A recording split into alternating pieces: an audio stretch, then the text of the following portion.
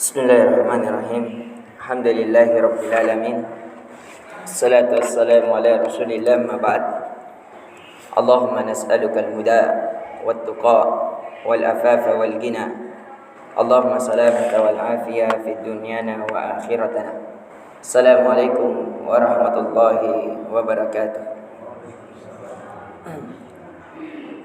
Alhamdulillah, selalu kita hendaknya memuji kepada Allah Azza wa Jalla yang telah melunakkan hati kita di atas ketaatan kepadanya dan yang membangunkan kita untuk pergi menuju dari rumah, dan ini adalah tempat yang terbaik yang ada di muka bumi. Sebagaimana dalam hadis yang sahih, kata Nabi sallallahu alaihi wasallam bahwasanya sebaik-baik tempat di muka bumi adalah masjidnya, dan seburuk-buruk tempat di muka bumi adalah pasarnya. Dan di pertemuan semalam kita telah jelaskan bahwasanya yang bisa difungsikan harta zakat padanya cuma ada 8 orang, yaitu orang yang fakir, miskin, dan orang yang bangkrut, entah bangkrut karena hartanya terbakar atau banjir, atau karena memang bangkrut atas usahanya. Dan begitu pula orang yang dilembutkan hatinya, orang yang mu'allaf, diinginkan kebaikannya untuk menguatkan Islam, atau ditakutkan keburukannya karena bisa memberikan keburukan kepada Islam. Kemudian begitu pula terhadap orang-orang yang berada dalam perjalanan. Misalnya ada orang yang kaya pergi di suatu daerah, kemudian di daerah tersebut hartanya habis, tidak ada lagi harta yang dia bisa pakai pulang ke rumahnya, ke kampung halamannya, maka bisa diambilkan zakat padanya. Misalnya ada seseorang pergi ke Arab Saudi, kemudian setelah di sana kehilangan keluarganya, tidak ada harta yang dia bisa berpulang ke Indonesia, sehingga diambilkan harta zakat padanya. Begitu pula orang-orang yang berada di medan perang, dan begitu pula orang-orang yang ingin memerdekakan dirinya. Jadi wajib zakat ini hanya diberikan kepada 8. Dan kita sudah jelaskan apakah harus 8 ini atau boleh 3 diantaranya atau 1 diantaranya. Jawabannya boleh salah satu diantara mereka.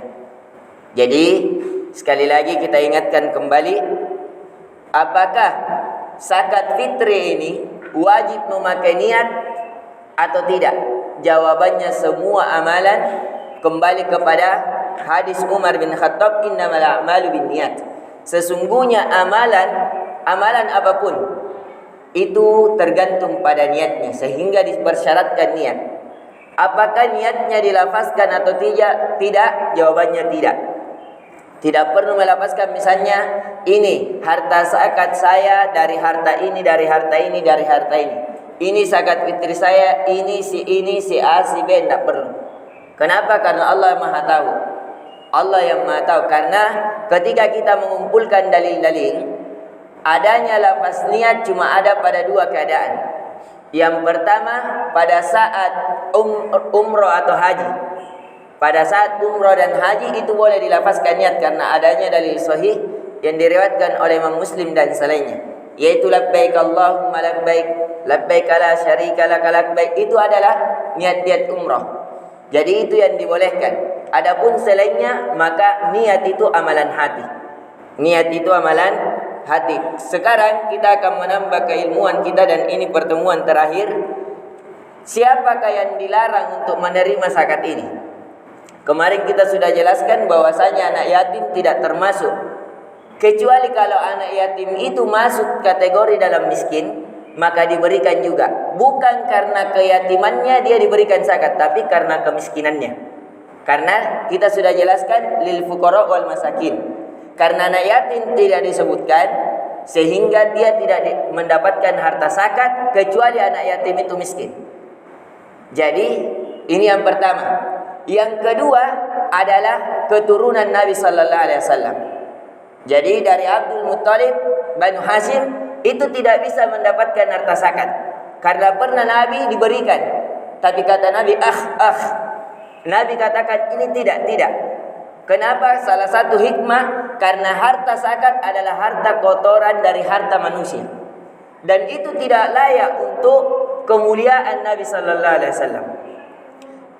Jadi ini tidak dibenarkan. Jadi yang mengaku Habib, keturunan Nabi sallallahu alaihi wasallam itu tidak dibenarkan untuk memakan harta zakat.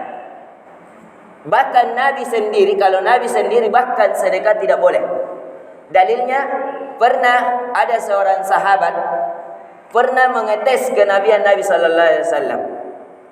Jadi seseorang ini ingin masuk Islam, yang saya lupa namanya.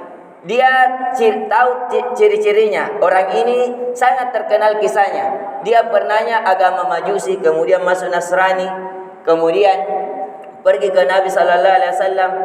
Akhirnya dia tes Nabi, dia memberikan harta sedekah, Nabi tolak. Nabi ambil tapi memberikan kepada sahabatnya. Besok harinya dia berikan lagi kepada Nabi bahwa ini adalah hadiah, barulah Nabi mengambil dan memakannya. Jadi Nabi sallallahu alaihi wasallam tidak menerima harta zakat. Sedekah saja tidak bisa untuk Nabi sallallahu alaihi wasallam dan keturunannya Nabi. Kemudian yang tidak bisa memberi zakat adalah orang yang kita berada di bawah tanggung jawab kita. Misalnya, kita mau berikan zakat kita kepada anak kita walaupun miskin, atau saudara perempuan kita, atau bapak kita. Kenapa? Karena Islam adalah agama yang menjunjung tinggi akhlak seorang muslim. Tidak dibenarkan masa kita memberikan kotoran harta kita kepada bapak kita. Kenapa kita tidak berikan hal yang lebih dari itu? Sebagai pemberian saja, bukan karena zakat. Di mana kemuliaan akhlak kita kepada keluarga kita, kepada bapak kita, yang harusnya kewajiban kita membantunya. Bahkan kalau bisa kita menopangnya agar dia bukan termasuk orang yang diberikan zakat padanya. Tapi kalau memang dia miskin, saudara kita atau saudari kita miskin, dan dia mendapatkan dari harta orang lain, itu tidak jadi masalah karena kemiskinannya. Adapun kalau kita, hendaknya itu tidak dilakukan karena ini bukan bagian daripada akhlak seorang muslim yang baik. Dan alhamdulillah di pertemuan ini adalah pertemuan terakhir yang pembahasan kita tentang zakat, dan alhamdulillah sudah 1/4 dari kitab fikih kita sudah jelaskan. Awal dari pertemuan kita dari 2 bulan yang lalu, kita menjelaskan tentang permasalahan akidah, tentang beribadah hanya kepada Allah semata. Kemudian tentang alamat-alamat mengenal Allah dengan cara melihat ciptaan-ciptaannya. Jadi sudah ada 2 cabang tauhid kita sudah jelaskan, yaitu tauhid uluhiyah dan tauhid rububiyah. Nanti insyaallah di setelah Ramadan kita akan membahas tauhid asmaul husna. Misalnya apa makna Rahman, makna Rahim, makna Malik, makna Kudus. Dan itu saya sudah jalankan di Masjid Nurul Iman, dan sudah di pertemuan 38. Nama yang ketiga, insyaallah di setelah Id kita akan jelaskan Fikih Asmaul Husna, karya Syekh Abdul Razak Al-Abbad Al-Badri, salah satu pembicara Masjid Nabawi di hari ini. Beliau mengumpulkan lebih dari 100 nama-nama Allah, karena nama-nama Allah tidak terbatas. Dan alhamdulillah kita juga sudah jelaskan tentang fikih puasa, fikih zakat. Di pertemuan selanjutnya kita akan menjelaskan juga fikih solat. Walaupun fikih solat sunnah kita sudah jelaskan, seperti tarawih, witir, itu sudah kita jelaskan. Dan pertemuan besok kita akan membuka, karena ada beberapa dari jemaah yang mungkin masih berada dalam pertanyaan-pertanyaan atau permasalahan, maka di pertemuan besok kita tidak mengkaji begini. Di pertemuan besok kita akan memberikan kesempatan baik kepada bapak-bapak dan ibu-ibu mengoreksi dari semua ceramah yang telah kita berikan, ataukah bertanya semua permasalahan, bisa permasalahan dalam ibadah, permasalahan dalam tafsir, maupun permasalahan dalam muamalah. Dan di pertemuan nanti juga kita akan membahas tentang permasalahan akhlak, karena agama Islam cuma ada 3: permasalahan keyakinan, akidah, amalan hati, kemudian permasalahan ibadah anggota badan, dan permasalahan muamalah, yaitu akhlak kita kepada sesama manusia.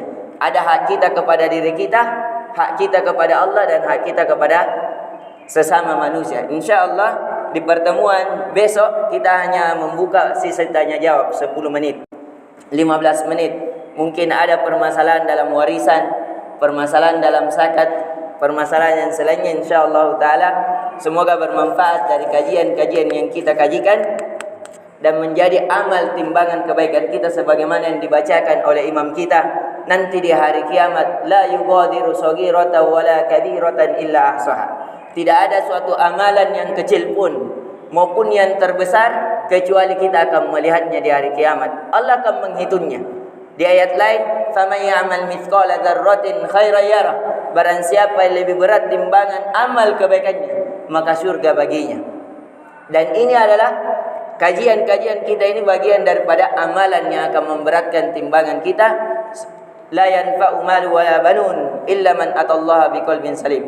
Harta nanti di kemudian hari tidak bermanfaat lagi kecuali siapa yang datang kepada Allah dengan hati yang selamat. Selamat dari kesyirikan. Makanya kita belajar tauhid. Selamat dari ibadah-ibadah selain daripada contoh Nabi sallallahu alaihi wasallam. Makanya kita belajar fikih ibadah. Semoga bermanfaat. Jikalau ada kebaikan di dalamnya itu datangnya dari Allah. Jikalau ada kekurangan itu datangnya dari kami pribadi. Subhanakallahumma bihamdik, asyhadu an la ilaha illa anta astaghfiruka wa atubu ilaik. Bagi ibu-ibu bisa besok menyiapkan pertanyaan dengan catatan. Assalamualaikum warahmatullahi wabarakatuh.